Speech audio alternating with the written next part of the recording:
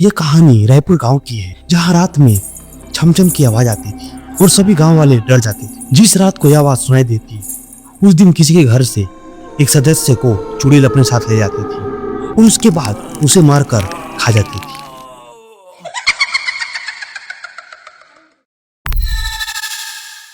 Hello दोस्तों, कैसे हैं आप लोग? होप करता हूँ आप सभी अच्छे होंगे। अगर आपको हमारी वीडियो अच्छी लगती है तो वीडियो को लाइक करना ना भूलें। और चलिए बिना किसी देर के अब कहानी शुरू किया जाए।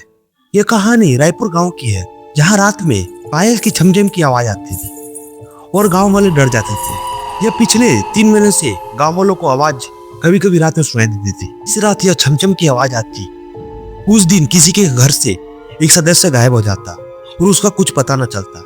गांव वालों को शक था कि एक चुड़ैल घूमती है और वो किसी न किसी घर को निशाना बनाती है। गर्मी के समय में अगर किसी घर का खिड़की खुला रह जाए तो उस घर से बच्चा या आदमी गायब हो जाता था। इसलिए लोग डर से अपने दरवाजे और खिड़कियां बंद करके घर में चुपचाप बैठे रहते थे। चुड़ैल के डर से सभी गांव वालों ने गांव छोड़ने का मन बना लिया था। एक दिन सरपंच सुरेंद्र ठाकुर सिंह ने उन सब गांव वालों को इकट्ठा किया और उनसे कहा कि चुड़ैल के डर से अब गांव छोड़ोगे तो पूरा यह गांव उजड़ जाएगा। हमें इस समस्या का कोई हल ढूंढना चाहिए, यह न कि घर छोड़कर और अपने खेत छोड़कर यहाँ से चले जाए। उन्हीं लोगों में से एक आदमी कहता है, सरपंच जी, हम में से कईयों परिवारों ने अपना सदस्य खोया है।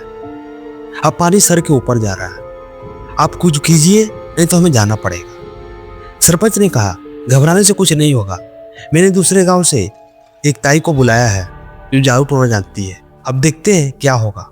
गांव वाले सरपंच को बहुत मानते थे। सबने उनका बात का समर्थन किया और जानकी ताई का इंतजार करने लगते हैं। अगले दिन जानकी ताई गांव में आई। उन्होंने काला कपड़ा और गले में बड़े छोटे माला पहने हुए थे। वो पीपल के पेड़ के नीचे जाकर बैठ जाती है।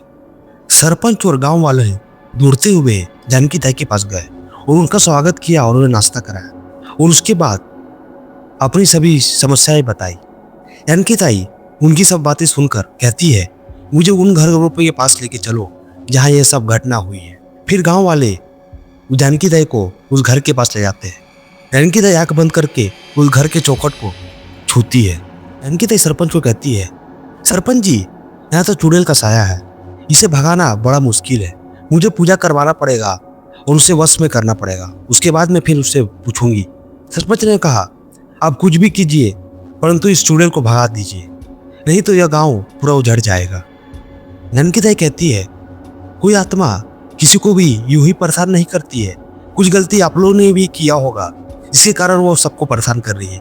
बस इसी बात का मुझे पता लगाना है, तभी हल निकलेगा। आप पूजा की तैयारी कीजिए, कल मैं रात में आऊँगी और पूरे गांव में उजाला रखना और सभी परिवार को यहाँ शामिल होना है।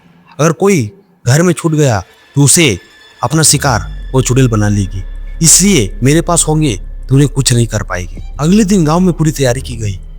सभी जगह मसाले जलाई गई और गांव के बीचों बीच हवन कुंड बनाया गया और पूजा का सारा सामान इकट्ठा किया गया। रात में जानकी ताई अपने साथ 4 लोगों को लेकर आई।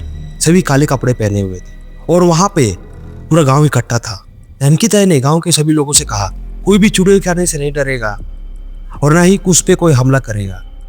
मैं उसे वश में करूंगी और उसकी आत्मा को मुक्ति दिलाऊंगी। कुछ देर बाद पूजा शुरू हुई, मंत्रों का जपना होने लगा।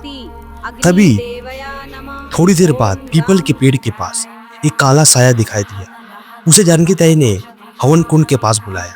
भयानक चेहरा, आंखों में खून भरा था और बड़े बड़े दांत थे और वो काला कपड़ा पहना हुआ था। वो साया हवन कुंड के पास आकर बैठ गया और उसके शरीर से बॉडी जलने की बदबू आ रही थी।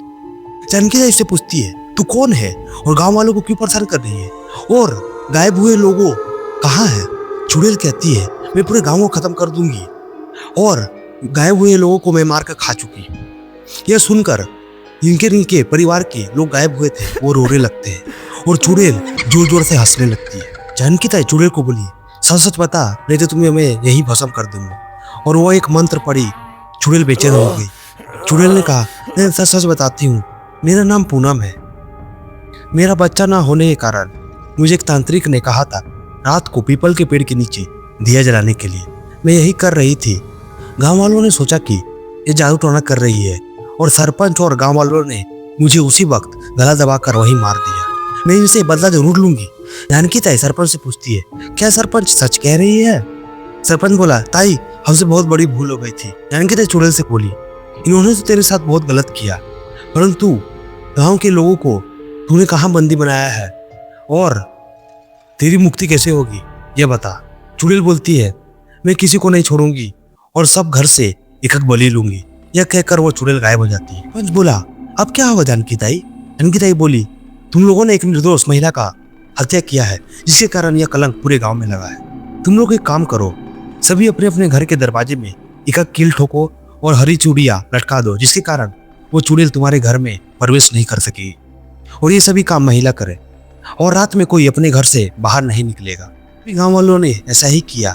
उन्हें छमछम की आवाज आती, परंतु वो चुड़ैल उनके घर पे नहीं आ पाती थी और गांव से कोई व्यक्ति भी अब गायब नहीं हो रहा था। एक दिन जानकी ताई गांव वालों से हालचाल पूछने गांव आई। उन्हें गांव वालों से बात करके सब कुछ ठीक लगा, परंतु जानकी ताई कहती है, ये सब कुछ ज्यादा दिन नहीं चल पाएगा, क्योंकि कोई ना कोई गलती से घर से बाहर निकलेगा, वो चुड़ैल उसे अपने साथ लेके चली जाएगी। तो सरपंच बोलता है, तो हम क्या करें जानकी ताई, जिससे मैं मुक्ति मिले? जानकी ताई बोली, मुझे इस आत्मा को मुक्त करने के लिए अगले सप्ताह पूजा करनी होगी, परंतु इस पूजा में गांव का कोई भी सदस्य नहीं होना चाहिए। अगले सप्ताह जानकी ताई पूजा की तैयारी कर रही थी, तभी चुड़ैल वहां आ जाती है। चुड़ैल बोली, ताई आप मुझे मुक्त करना चाहती हो, परंतु पहले उस गांव वालों को मारो जिन्होंने मुझे मारा था। ताई बोली, अब उन्हें माफ भी कर दे, नहीं तो हमेशा ऐसे ही भटकती रहेगी। चुड़ैल बोली, मैं कभी नहीं माफ कर सकती, और खास तौर पर उस सरपंच को।